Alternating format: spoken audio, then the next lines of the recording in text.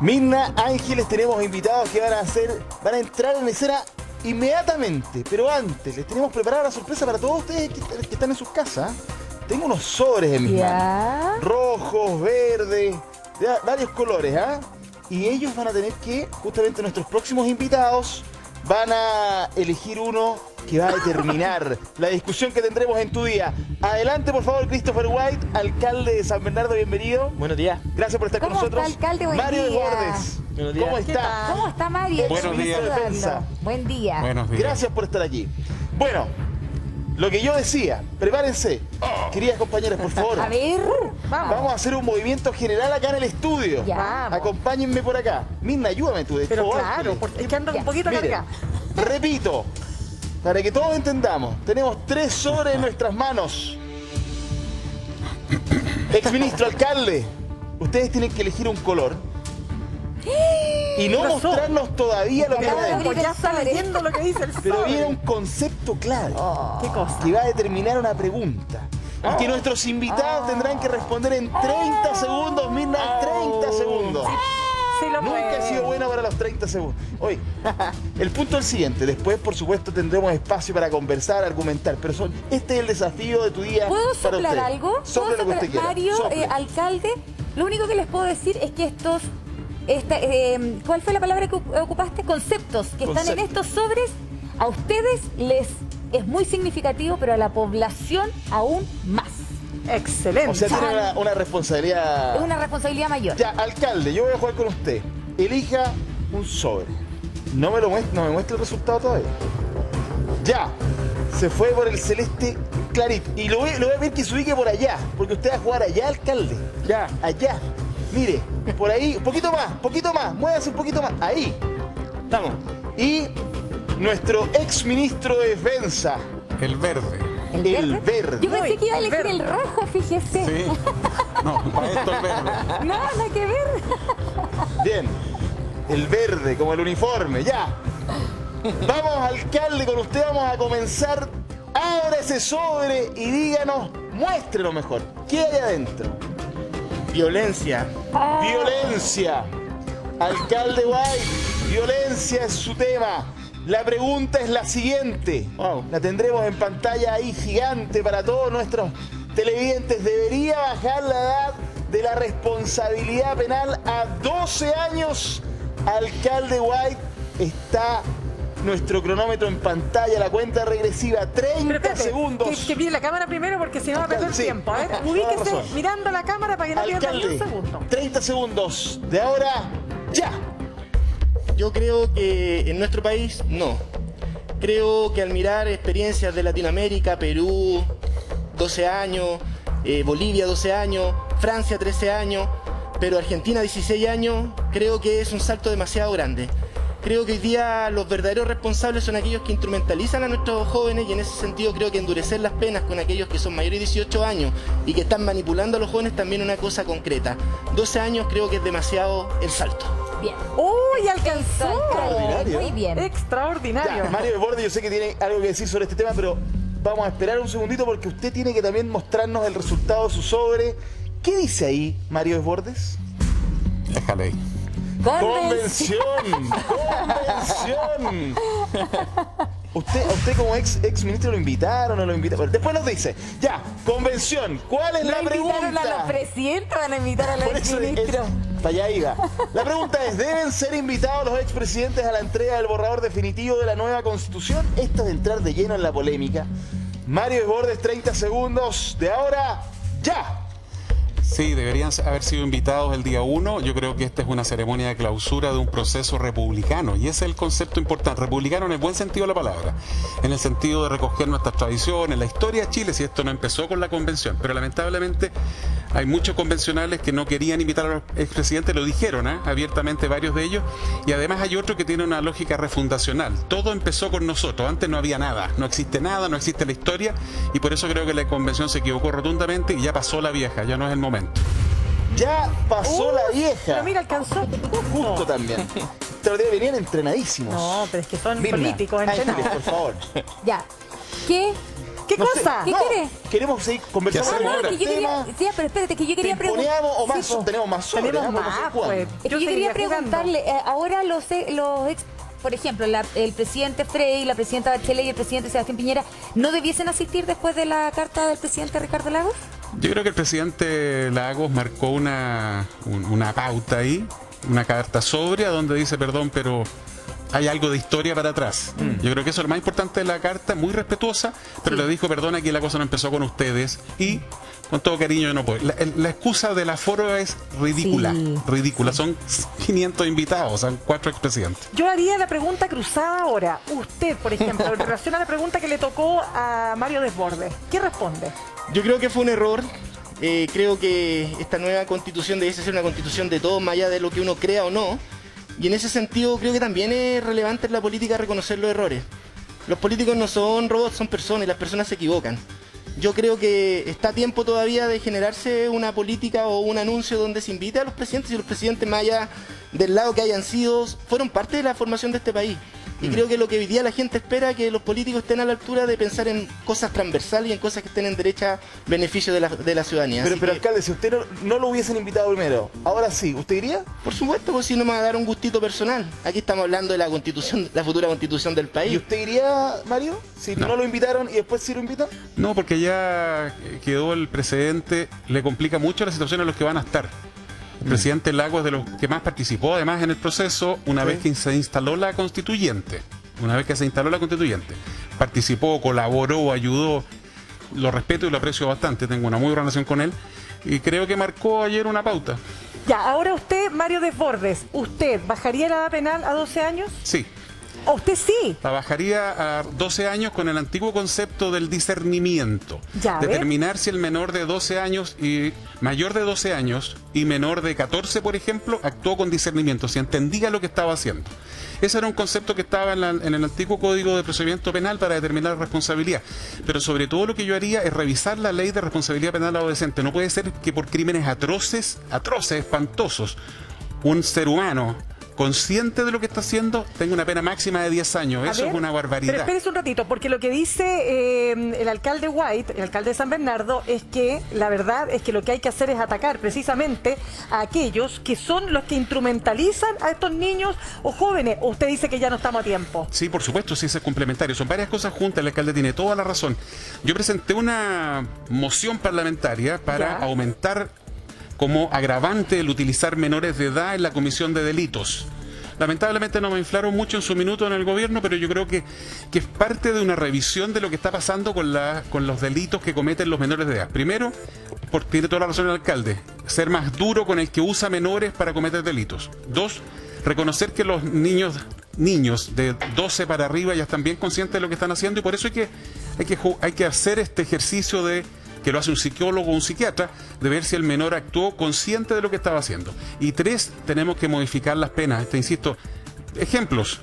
Asesino de un carabinero en La Pintana. Ya tenía otro asesinato a cuestas, tenía una condena por narcotráfico.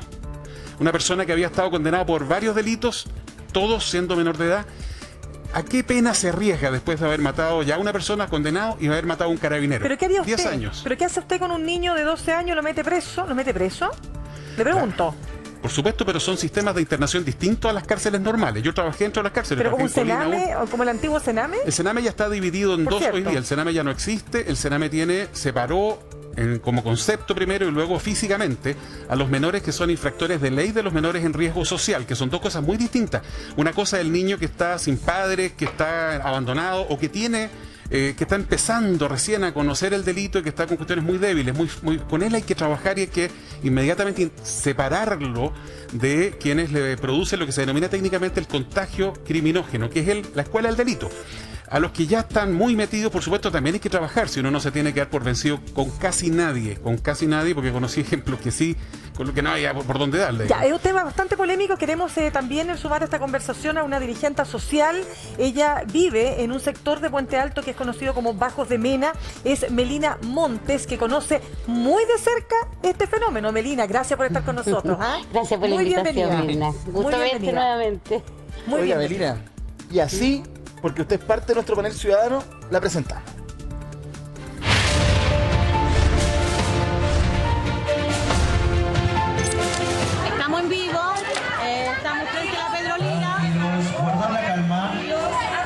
Hay una balacera y vamos a resguardar a los niños, entonces se van a entrar al consultorio.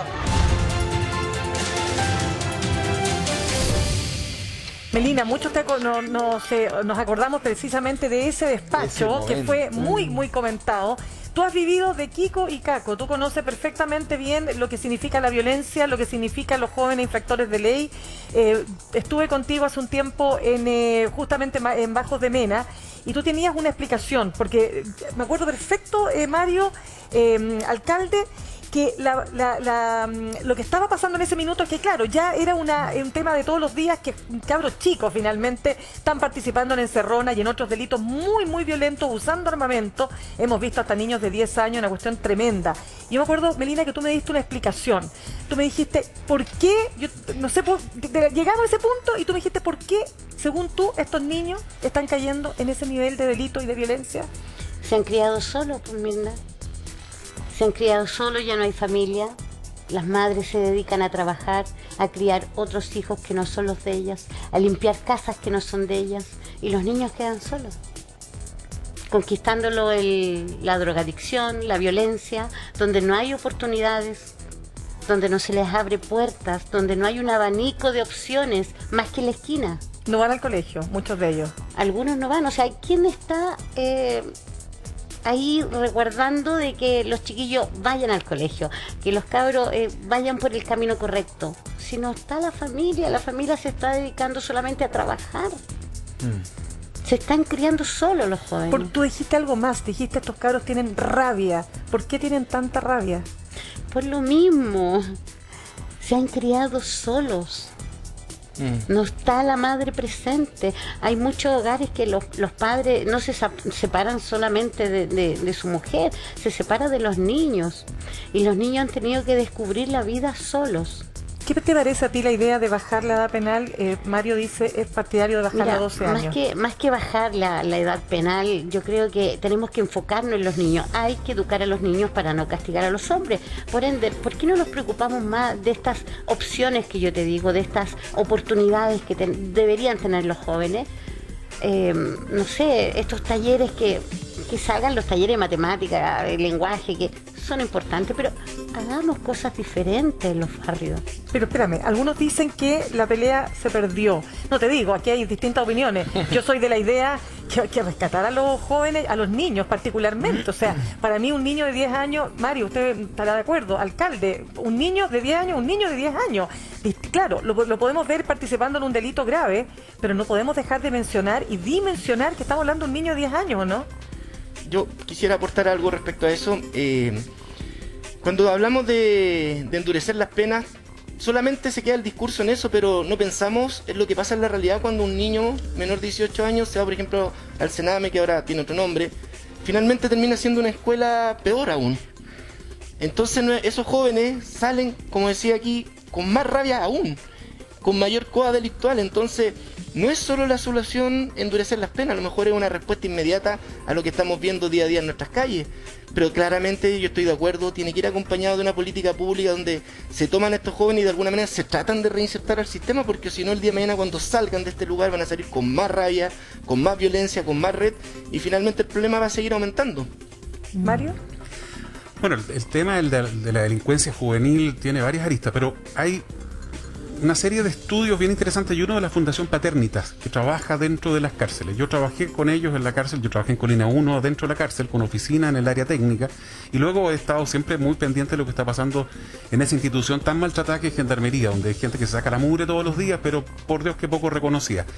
¿Qué nos dice los estudios consecutivos de la Fundación Paternitas, capellán Vial en esa época y quienes lo han sucedido? De los jóvenes que están hoy día con mayor cantidad de delitos, no todos, una alta mayoría pertenece a familias en donde el padre, el abuelo, etcétera, ya estaban involucrados en hechos delictuales. Entonces el grupo de pares es desde la socialización primaria, que es cuando uno es chiquitito, niñito, que empieza a entender que el delito es lo normal y se empiezan a producir estructuras de ciertos familiares en donde te dicen: usted es vivo, usted no, aquí está, por ahí anda Emilio Sutherland, se la sabe mejor que yo, los giles trabajan. los tontos, los giles, de giles trabajar. La enorme mayoría de los jóvenes de sectores populares no son delincuentes. Y eso hay que dejarlo siempre súper claro. Se sacan la mugre, pese a todos sus problemas, pese a toda lo que te pone como carga la sociedad completa, no son delincuentes. Una pequeña minoría lo es, y de ellos un alto porcentaje ya son de familias que están vinculadas al delito. Hoy día, dato duro, hace 20 años que no inauguramos una nueva cárcel en Chile. ¿Qué pasa con eso? Lo veíamos, por ejemplo, con el Tren de Aragua. Meten al delincuente del Tren de Aragua, que operan desde las cárceles de manera muy fluida, y lo ponen al lado, en la misma habitación, o en la misma celda, o en la misma... hay habitaciones grandes, ¿no es cierto?, colectivas, con personas que son primerizas. Ahí se produce lo que se llama el contagio criminógeno. Es fundamental la segmentación, separar a las personas por tipo de delito, por nivel de compromiso, incluso por edad. Pero eso Gendarmería lo ha dicho incansablemente hace años, o sea, desde que yo soy chica que vengo escuchando y ya voy a cumplir 42, o sea, no es recién. Perdón, pero todos los directores de Gendarmería han hecho la misma apreciación, entonces uno dice, bueno, ¿y quién no toma la decisión entonces? El gobierno, los gobiernos, el presidente Frey y el presidente Lago hicieron un tremendo esfuerzo y se licitaron cárceles y se inauguraron después varias cárceles concesionadas. Hay una crítica al modelo de concesiones en general. Bueno, arreglemos el modelo de concesiones porque no hay plata fiscal para hacer cárceles nuevas. Y como no hay plata fiscal, entonces hagamos las concesionadas como la de Rancagua, como la de Concepción, Antofagasta, etcétera. Es urgente tener más centros de reclusión para poder separar bien la población. Pero respecto a los menores, el esfuerzo que se hizo en el gobierno anterior, que es de las cosas positivas, ¿no es cierto?, en términos de separar el Sename de una vez por todas, terminarlo, se terminó. Y hoy día hay una institución que se preocupa de los menores en riesgo social, los niños que están huérfanos, que están abandonados, que están maltratados. Vimos el caso espantoso ayer de cierto niñito de 3 años que muere asesinado probablemente porque tenía la obligación de cuidarlo.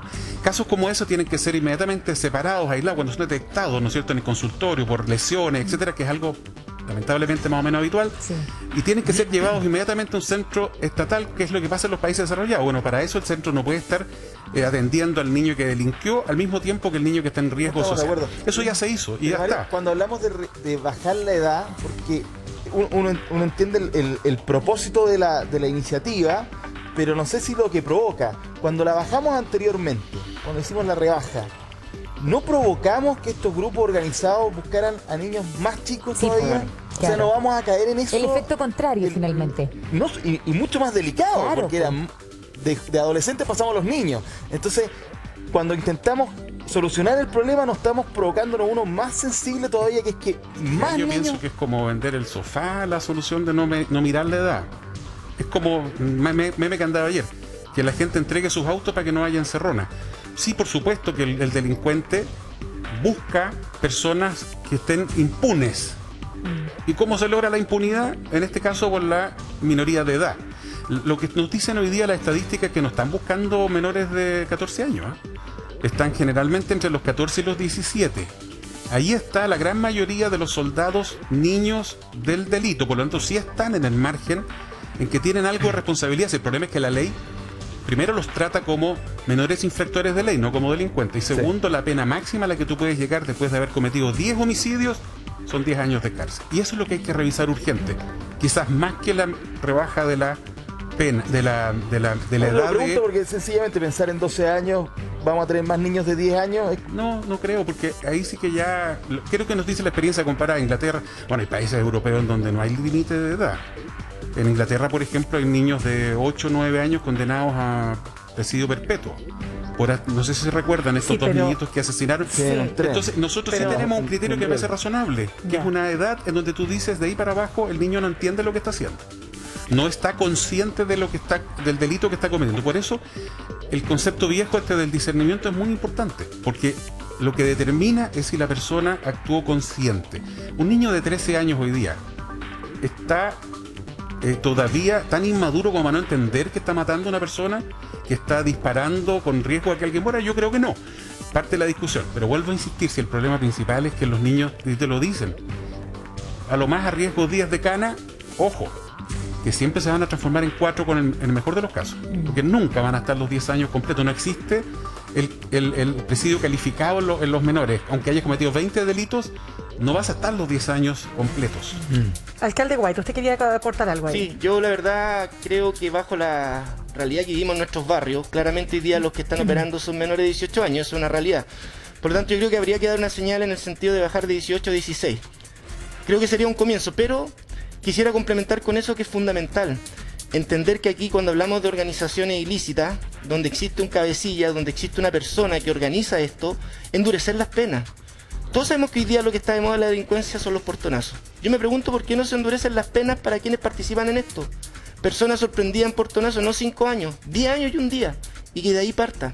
O Dar sea, una señal que fuerte. se van detenidos, porque los detiene Carabineros, pero después no cumplen ninguna pena, o sea, no son sancionados. Bueno, ahí también hay un tema que hay que discutir con mucha fuerza que tiene que ver con el Ministerio Público y la Fiscalía. ¿Cómo fortalecemos la Fiscalía y dejamos que las denuncias dejen de estar guardadas en un escritorio y tomamos medidas concretas para que no esté la puerta giratoria? Porque aquí no es un problema de Carabineros, de la PDI o de los alcaldes o de los diputados, también es un tema de cómo la justicia hace su pega. Y hoy día efectivamente pareciera ser que necesita más fortalecimiento el Ministerio Público y la Fiscalía para que aquellas denuncias lleguen a un buen puerto. Ya, al tiro le doy la palabra a Mario, pero Melina, ¿cómo ve usted esta realidad? Y usted y toda la gente con la que usted trabaja y convive a diario. Pues. Mira, yo escucho hablar mucho de Sename, de cárcel, de penas, pero a mi enfoque, lo que yo veo a diario, el pilar tiene que estar fortalecido. Y yo creo que si le podemos entregar más acceso a terapia psicológica a las madres, a los responsables de estas familias, créeme que estas ramas van a ser más fortalecidas.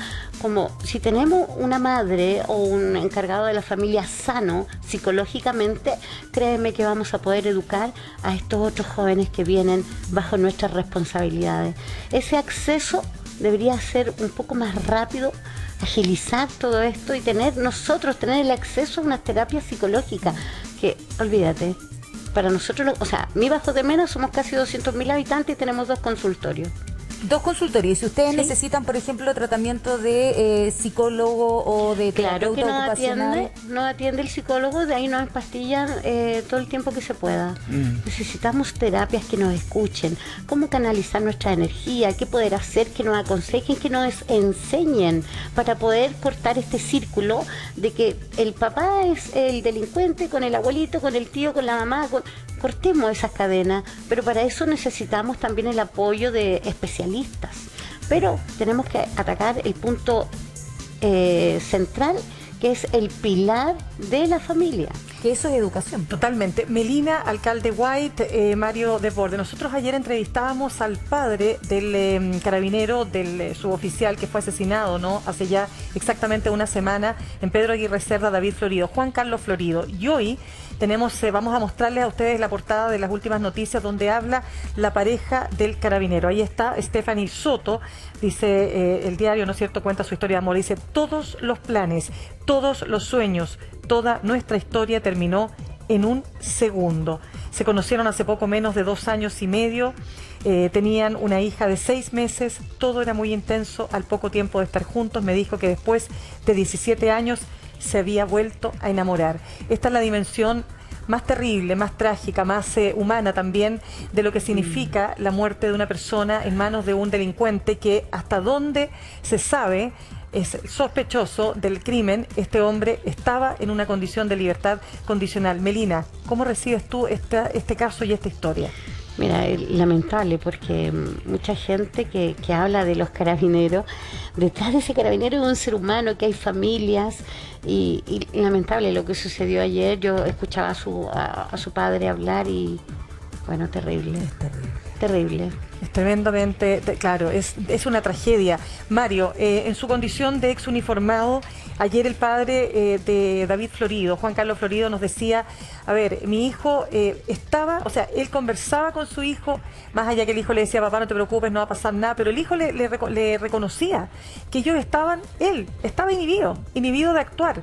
Hay toda una discusión que se ha dado porque, Mario, se tiende a separar algo que yo creo que no es separable: el respeto a los derechos humanos, ¿no es cierto?, y actuar dentro de la legalidad, versus el legítimo derecho, ¿no es cierto?, que tiene un policía, no solo el legítimo derecho a defenderse, sino que a usar la fuerza legítima. Entonces, seguimos en una discusión bizantina y mientras tanto, ahí tenemos un resultado trágico, ¿no?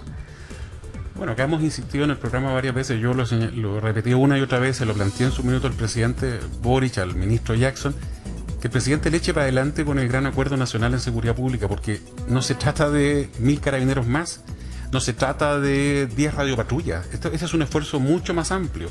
En prevención, por ejemplo, el trabajo que hace la señora Melina con los vecinos, el alcalde Codina, con el que converso muchísimo, ¿no es cierto?, que requiere recuperación de espacios públicos, que los niños estén ocupados en cosas positivas, ¿no es cierto?, y tanta otra cosa que hay que hacer ahí, que eso es fundamental para combatir el delito. Si el delito no se combate con carabineros en la calle nomás y armamento más sofisticado. Pero respecto a los policías, no hay ninguna duda de que los carabineros están inhibidos, no se atreven hoy día a actuar. En los países desarrollados, miremos Europa.